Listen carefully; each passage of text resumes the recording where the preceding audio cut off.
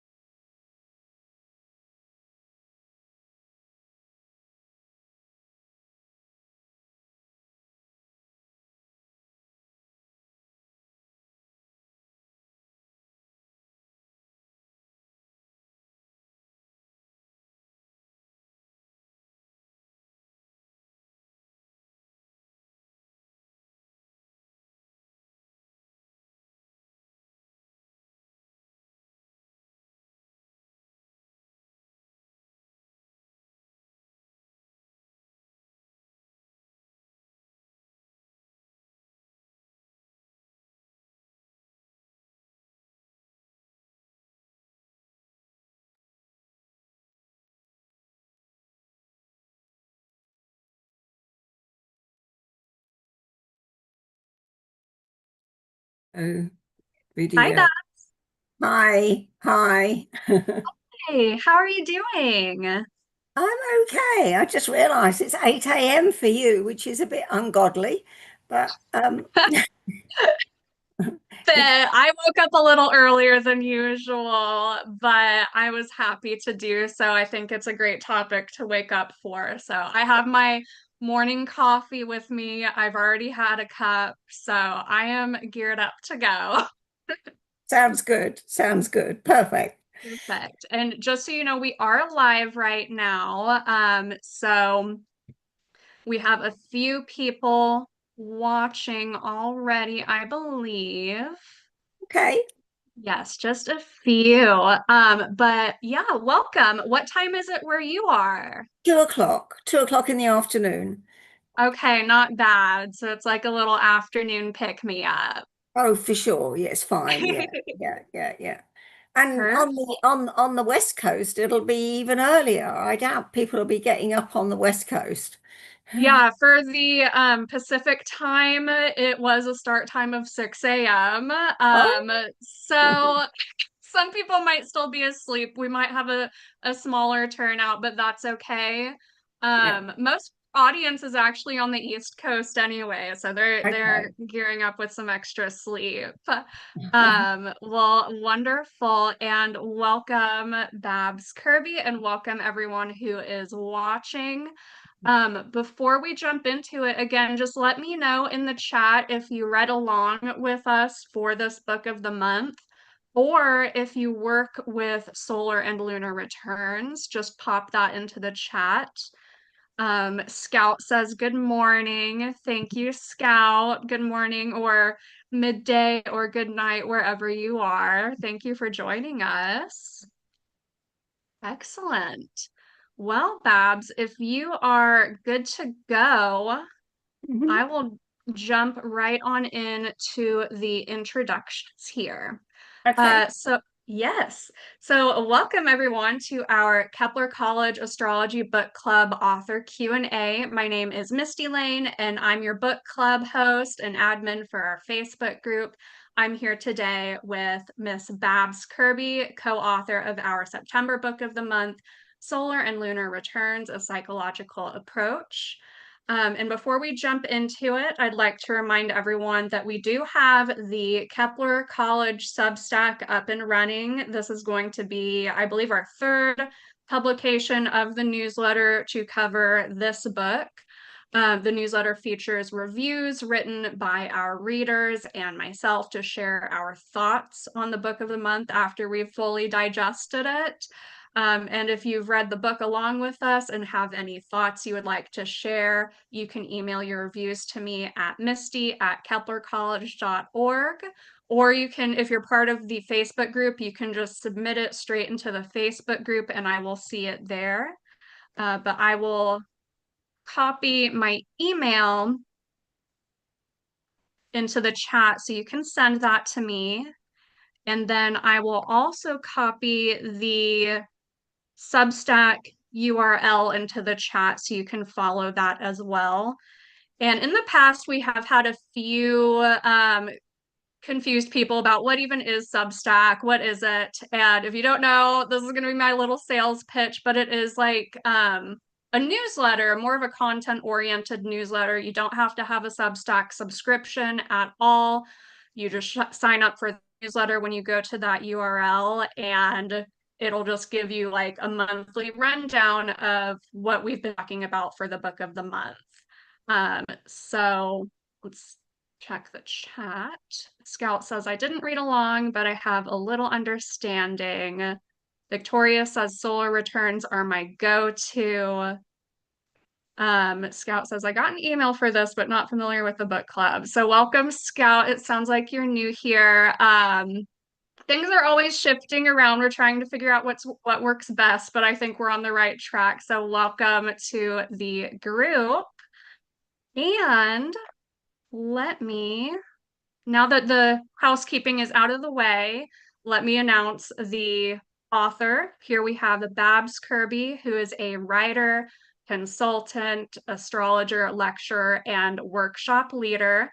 She retired as an integrative psychotherapist in 2011 after practicing for 30 years. So I think that might lend itself really well to the astrology work, especially.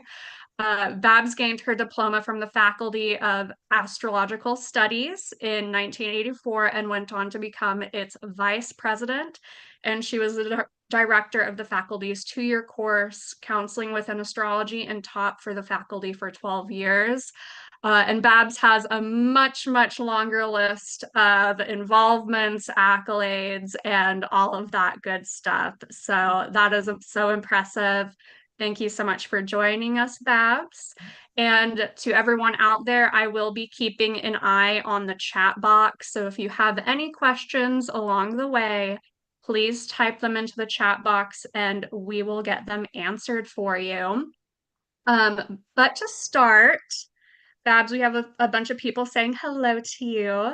Oh, We have hi a pretty, back. it's a surprisingly active chat, so considering how early it is. So perfect.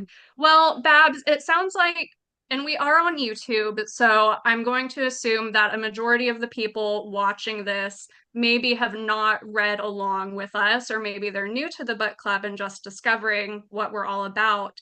So for those who don't know, the book covers solar and lunar returns and then touches on the returns of the other personal planets.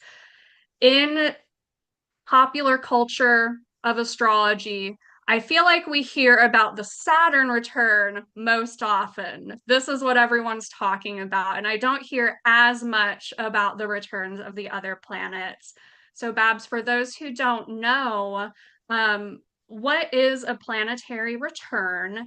And then what is the significance of looking at the return charts from the Sun, Moon, Mercury, Venus, and Mars? Okay. With a solar return and a lunar return, it's very straightforward because it is literally when they get back to the same place that they are in the natal chart. And with the sun, we all say many happy returns because it's your birthday, and what's returning is the sun.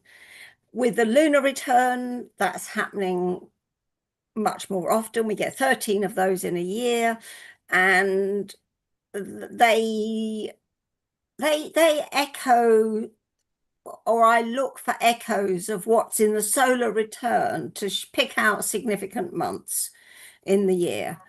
Now, with Mercury, Mars, and Venus returns, because those planets go retrograde and station and all the rest of it, you end up occasionally having them move so slowly that you can't get an accurate time, or you end up sometimes with as many as three returns within a 3 week period. Um, so they're not they're more complicated, but when I'm working with them, obviously that 2 weeks might be really significant.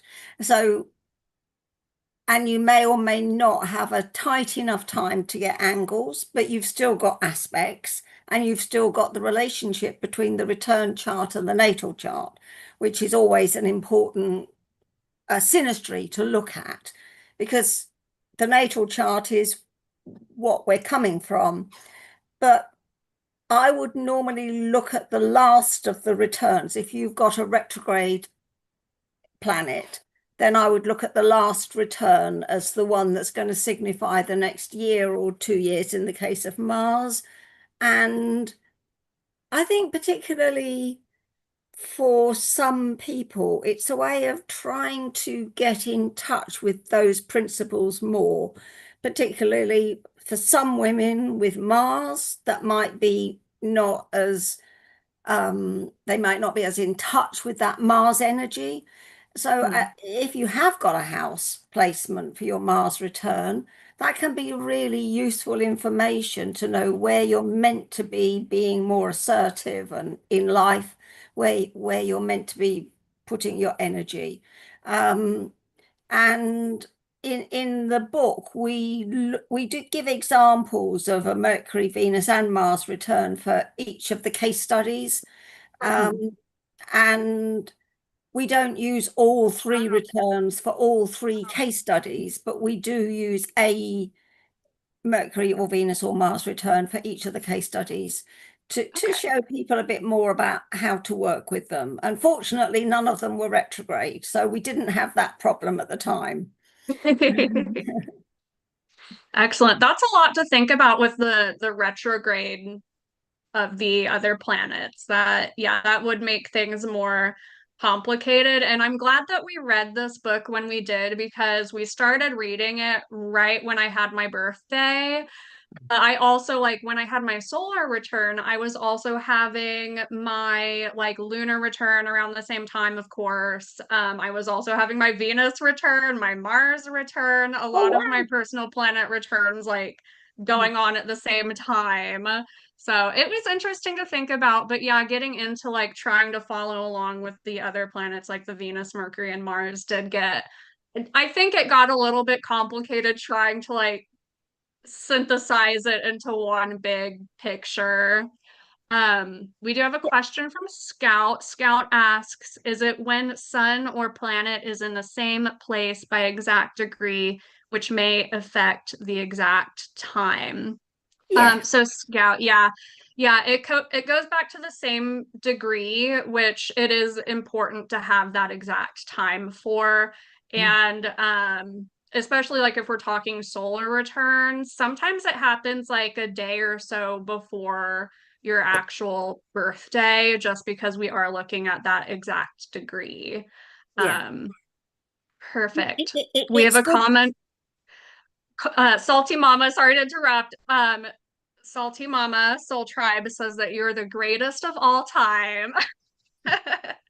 Thank you, Salty Mama. Okay, what were you saying, Babs? I was going, I've forgotten. Sorry, it's gone. Yeah. It happens. Yeah, yeah. Um, Well, excellent. So let me get back to our question list. So you co-wrote this book with Janie Stubbs, and this is a republished version of yes, something that you've previously published. yes.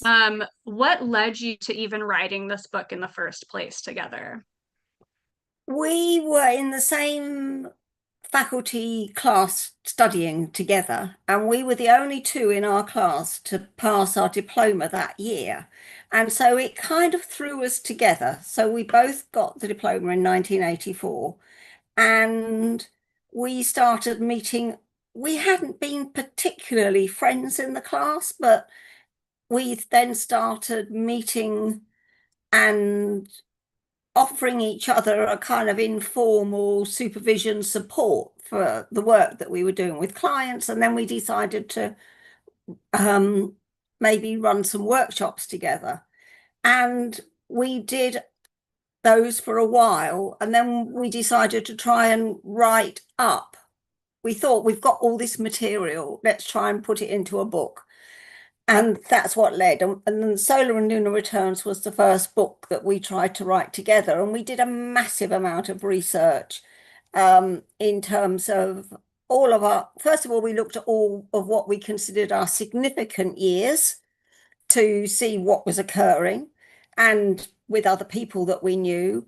And then just to make sure we filled in all the other years, just to make sure that there wasn't something that we'd missed, and there wasn't. So that was the first. And then obviously we read other people's work, and we spent a long time together. And it was a very enjoyable process working alongside Janie. We sort of brainstormed each bit of the book, and then one of us would write it up, and then the other would check it. And that was a really nice process. So we were meeting once a month, brainstorming. Each would go away with a section to write, and it kept a momentum going as well. So, yeah, and we're still friends. We are still friends, and Excellent. we went to get it republished because it had been out of print for a while. Um, the publisher that we had been, first of all, somebody died who was part of Mhm. that, and then the other person that was left had a breakdown, and it just, the whole thing folded, and we just wanted to see it back out in the world. And but it was around its Saturn return that we got it republished. Perfect timing. I Perfect know, timing. I know. I know, it was having its first Saturn return, It grew up. It grew up. and it's And out I of do the think world.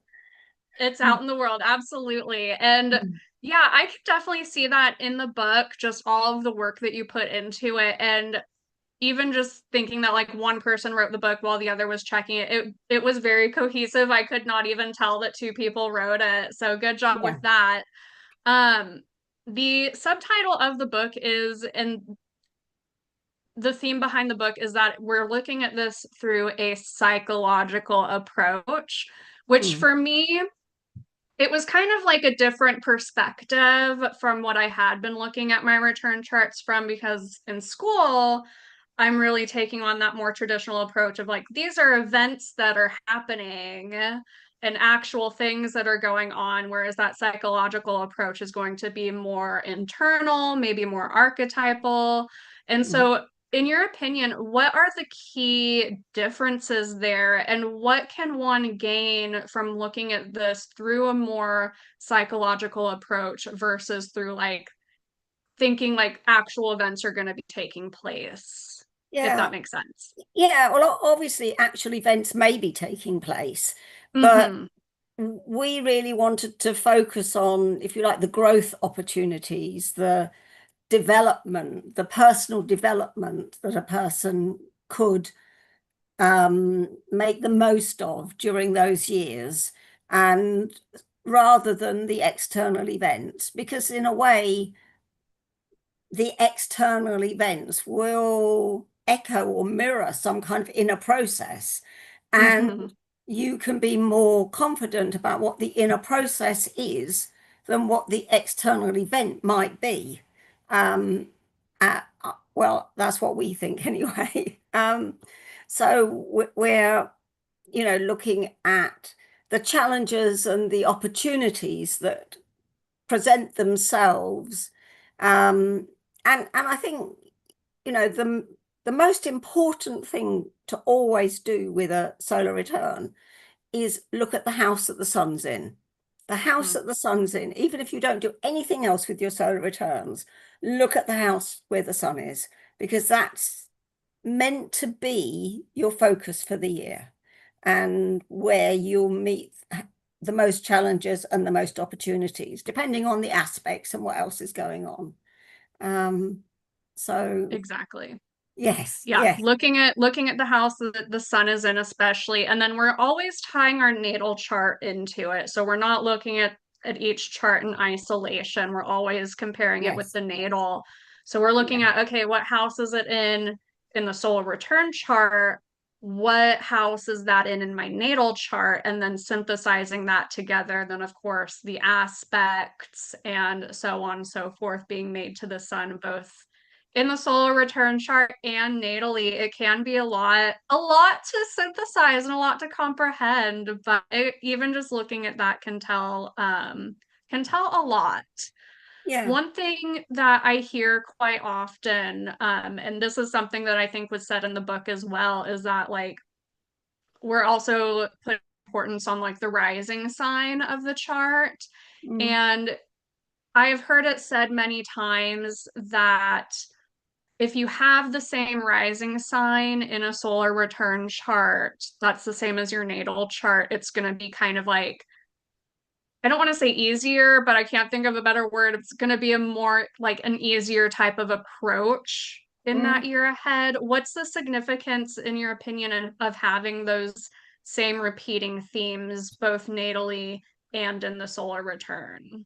Well, it's familiar, isn't it? You're Mm-hmm. on familiar ground, so that's the advantage. It's not a new challenge if it's your same rising sign. Um, but if you're staying in the same place, so that you're, because there's different ideas about what where you set a solar return for, and I usually use the place that you ordinarily are. Now, some Mm-hmm. people will think they can go somewhere else and get a different set of angles because obviously everything else remains the same.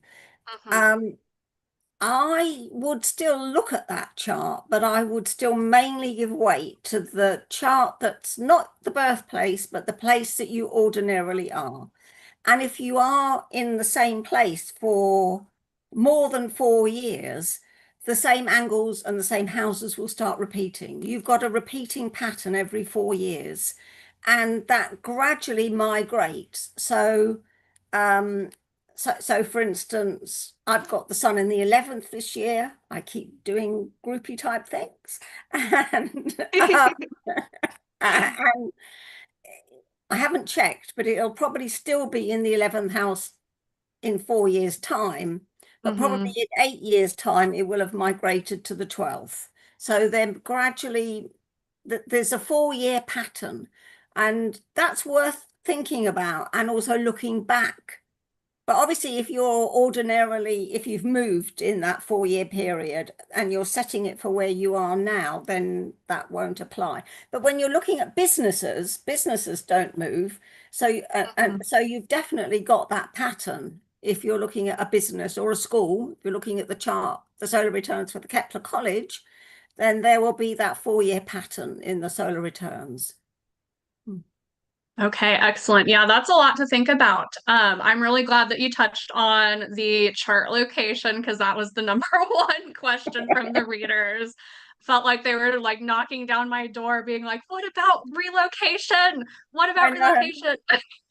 I know, I So know. there's your answer, everyone. We It's talked what I about it. do. It's It's just what what you I do. do. Yeah. Yeah, And I don't do procession either. Some people want to do procession and it didn't make any sense to me to do that. So yeah. yeah. It's what you do. And yeah, that's how astrology works. We all find what works for us, especially, and we all have our unique approaches. Yeah. Um, I when we were discussing that topic in the Facebook group, we had one comment that really stood out to me by Miss Astra Art, and she said that if she generates her solar return chart and does not like the angles, she will take a little trip before her birthday to like intentionally try to manipulate that chart. Mm, So if you do put a lot of consideration out there into the return charts, that might be something you might want to experiment with. Why not? A birthday trip sounds fun. So if you do that, let us know how it works. mm, So yes, birth location, traveling location, it's a lot to consider there. Um, so going into the cycles of repeating every 4 years or so. mm. So let's say this year my chart is a Taurus rising. So looking back on the last time I had a Taurus rising chart, and again, the other transits are going to be different, but Yeah. looking back to the last time I had that Taurus rising chart with Sun in the fifth house, could I potentially expect similar themes to be coming up? Maybe some sort of progression on some of the things that were there then. Mm-hmm.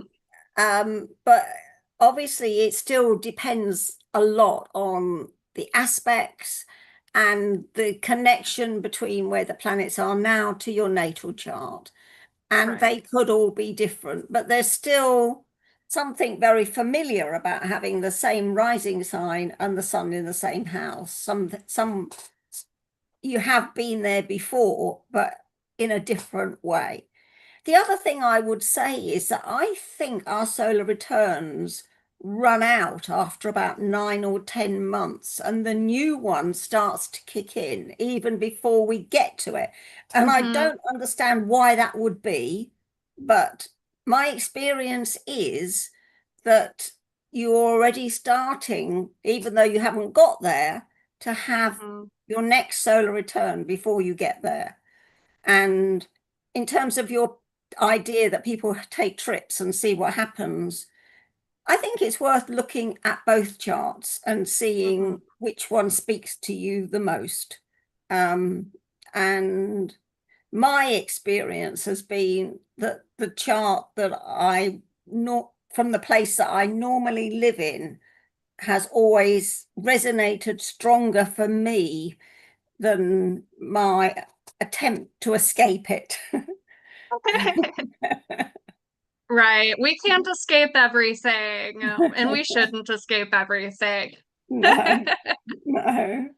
Well, excellent. So to a question for everyone out there watching, um, touching on what Bab said about how the solar return kind of sets up itself a few months before it actually happens.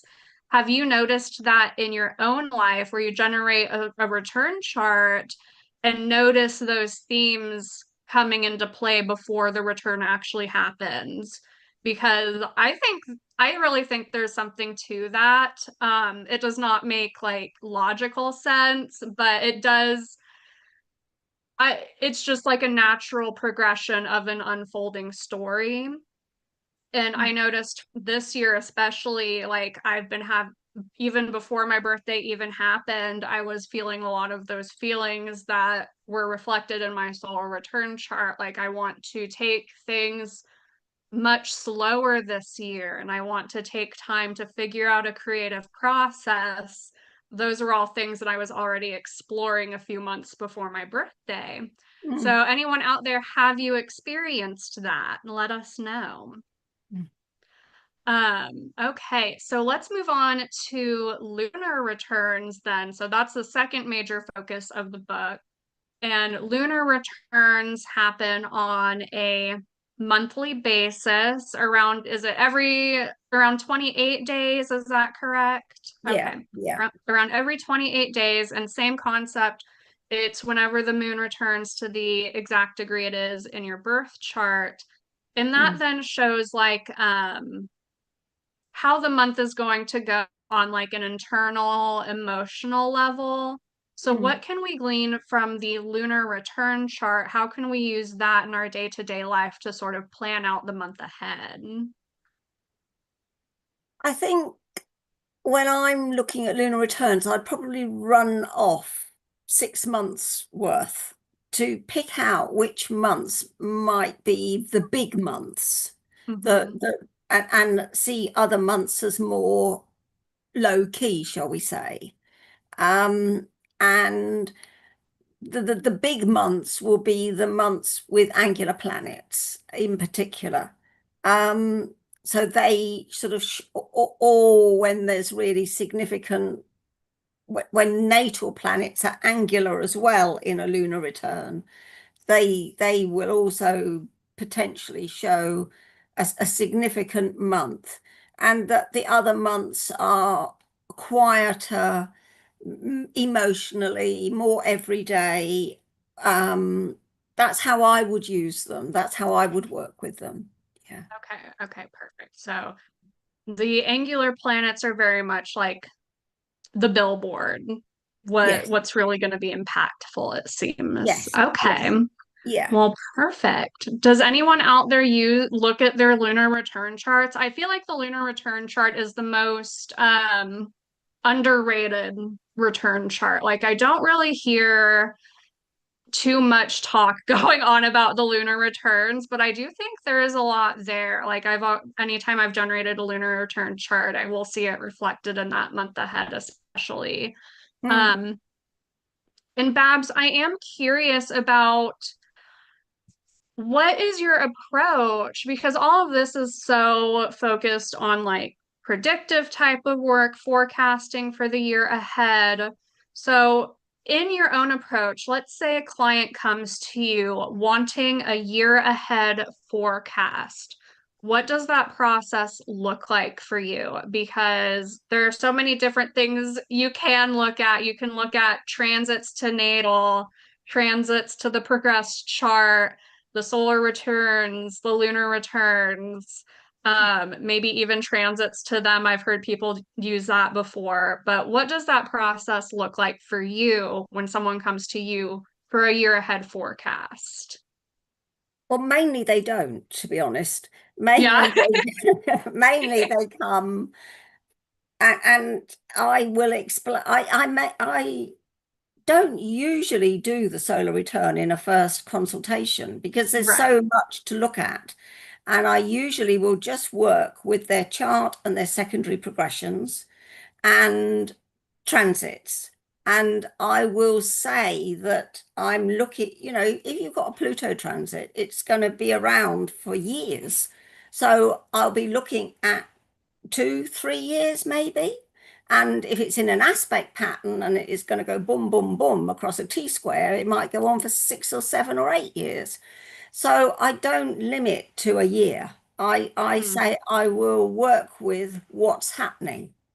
And we'll talk about what's actually likely to be happening, particularly emotionally, psychologically, rather than the outer events that might be Right. occurring. And then for those who do come back, I will then do the solar return for the second consultation. Um, because otherwise, for me, it's information overload. Hmm. Um, and I think for the client too, because there's so much information in an initial consultation with the transits and secondary progressions.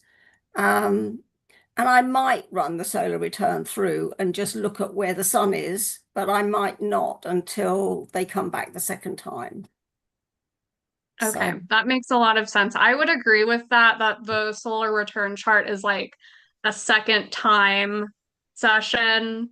And mm, that is definitely what I'm moving towards in my own practice. I'm like, I don't want to do any of that type of work unless I have already like looked at your chart, your natal yes, chart in depth, because there's a yes, lot that can be missed, especially if yes, you're like me and you're newer and you are doing all your research on the chart beforehand and barely understand the natal chart, and then you barely understand the solar return chart, trying to fit them together. So yes, anyone out there, if you do solar return readings, what does that process look like for you? Do you do those for first time clients or do you wait for the second? client session. Let us know in the chat.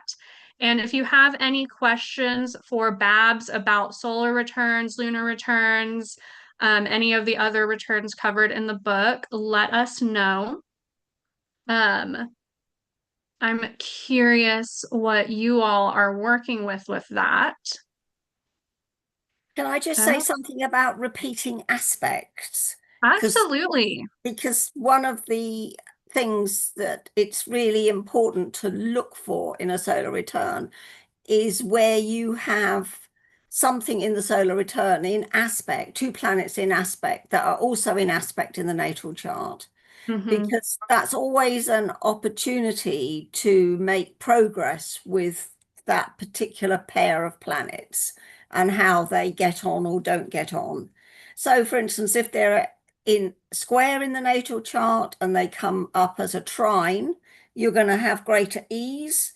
But equally, if they're in trine in a natal chart and then you've got them square in a solar return, you're also going to be more galvanized to bring those energies into action because the trine can be lazy. So Hmm. it's always a bonus to find planets in aspect in the solar return that are in aspect in the natal chart. It's always a gift. Okay, that is a great point, and it does really, I think, reflect that unfolding of their narrative, I think.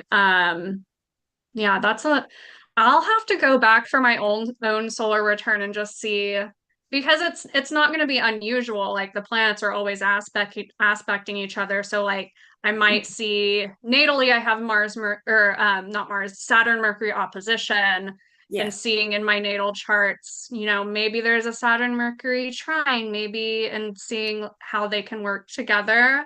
Because yes, even those difficult aspects we have natally, we're always working on them and they're not yeah, like there's an opportunity to make them less difficult through our yes, lives. So, yes. for sure. Yes, yes, yes. Yeah. Excellent. Victoria says she waits for the second consultation as well. And that does look like all of the questions that we've had in the chat. Babs, is there anything else that you particularly would like to speak to? Um, I haven't got anything. I've been jotting things down as we've been talking because things just vanish out of my head so quickly these days. But no, I haven't got anything down that wanted Okay. to particularly add. So yeah. Mhm. Okay, excellent. Well, Babs, thank you for joining us. If anyone out there is interested in keeping up with more of your work, learning more about you, where Mhm. can they find you? I've got a website which is just babskirby.com. Okay. And I've got other books out besides this one, which um, are I've got this one, which has been out for quite a long time, and it's available on Kindle.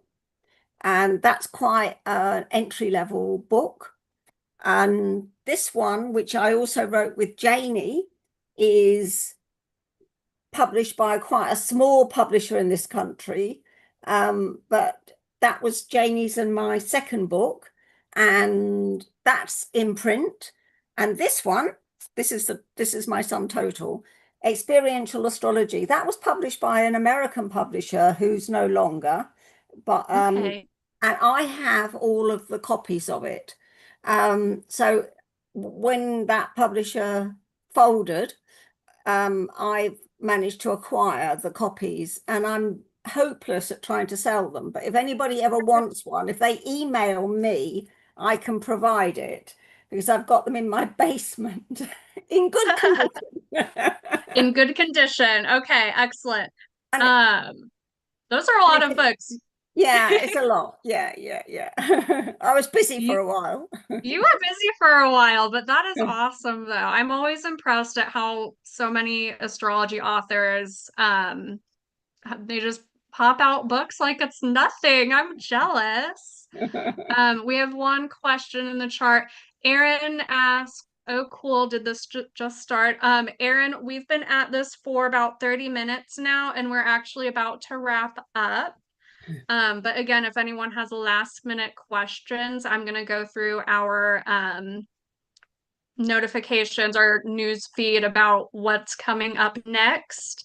But for our October book of the month, this will be The Mythic Journey, The Meaning of Myth as a Guide for Life by Liz Green and Juliet Sherman Burke. Juliet will be joining us for an author Q&A here on YouTube on October 27th at 7 a.m. If you are interested in keeping up with our book discussions about that, I am popping our Facebook group into the chat there. Priscilla asks, why not allow Miss Kirby to discuss each chapter briefly? Babs, are you interested in going chapter by chapter really quick? Yeah, I can do that. Yeah. Okay. Um, I happen to have a book in front of me, and because I don't remember the chapters in my head. So the first chapter is the sun through the houses and the significance of the sun. And then the next chapter is aspects to the sun. And then the next chapter is the interpreting the solar return, ascendant, and midheaven. The significance of the ascendant and the midheaven, the ascendant through the signs, the midheaven through the signs. And then the moon in the solar return, again, the significance of the moon through the signs, the moon through the houses, aspects to the moon, other considerations in interpreting solar returns. This is chapter 5. Mercury, Venus, and Mars in the solar return, aspects between solar return planets and the natal chart, and weighing up and interpreting a solar return. So we give a sort of bullet point sequence to go through, which is good for beginners. You know, when you're starting and you're overwhelmed with the information, to have that kind of system can be helpful. And then we've got a chapter on calculation, how to calculate solar returns, lunar returns, Mercury, Venus, and Mars returns. Most people use computers these days, but sometimes you want to be able to do that. And we've got all the tables and how to do it. We also look at timing methods within solar returns, how to look at the sun going round, because 365 days, 360 degrees, the sun is moving about a degree a day. So you can also look at when the sun gets to different planets in the solar return, and particularly if there's an aspect pattern, that will be significant. And we also look at progressing the midheaven or the ascendant in the solar return. So we give you, and the moon, we look at the progressed moon in the solar return. The moon's going to move about 15 degrees, 12, 15 degrees. So you're looking at a degree and a bit a day, and you're looking at the exact aspects that the moon might make within the solar return. So we look at all of that. Chapter 7, we're looking at lunar returns, general principles and guidelines, the moon through the houses, angular planets within the lunar return. And then we've got a chapter on the Mercury, Venus, and Mars returns, basic descriptions of those archetypes, Mercury through the houses in a Mercury return, Venus through the houses in a Venus return, Mars through the houses in a Mars return. And then 9, 10, and 11 are detailed case studies. Bearing in mind, we wrote this in the 1990s. It was first one is a very detailed case study of someone who had been in psychotherapy with me. And he read it and was happy with it. So I had his permission, and so there's 2 years of solar returns, 4 consecutive lunar returns, and a Mercury return, and timing techniques demonstrated in that chapter. And then famous people, Steffi Graf, her solar return, Mars return, and two lunar returns, and then a case study on Eric Clapton. So an interpretation of his natal chart, solar return, Venus return, and lunar return. So that's the book.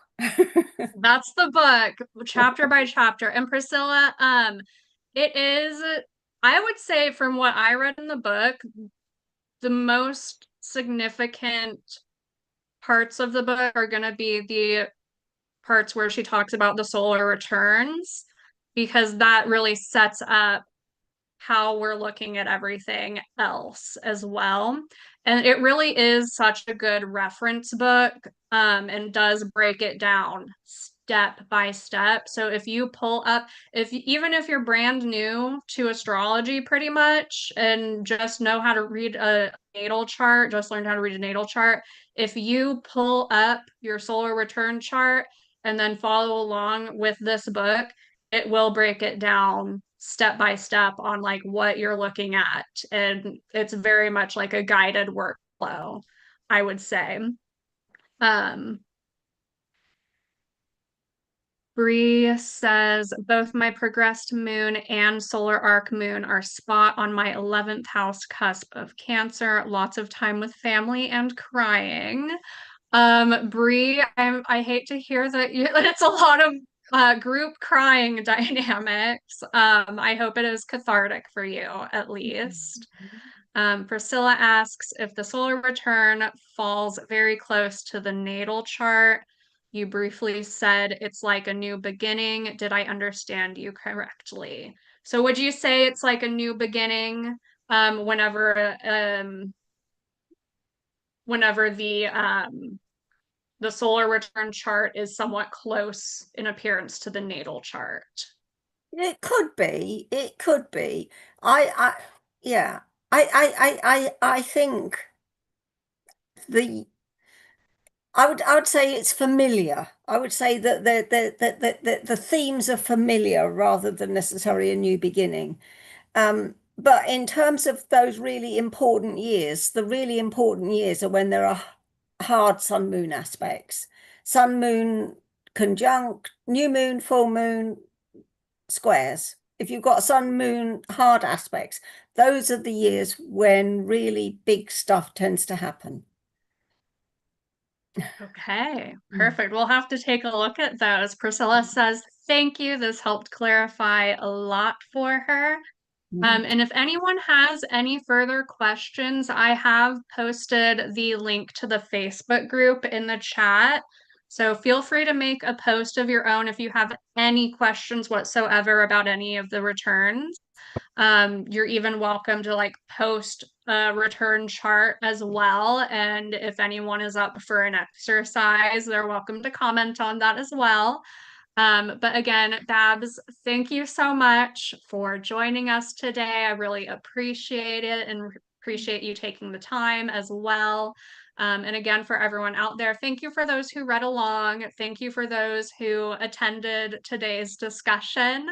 I will see you in the Facebook group. And again, we also have the Substack newsletter as well. If you're not a Facebook person, we are figuring out kind of like happy mediums for people who aren't like plugged into social media at all times. But thank you for joining us, and keep an eye out for future announcements. Again, our next book of the month is mythic the Mythic Journey, The Meaning of Myth as a Guide for Life by Liz Green and Juliet Sharman Burt. And everyone, I hope you have a wonderful rest of your week and a wonderful start to the rest of your day. All right. Thank Okay. you. Bye. Thank you.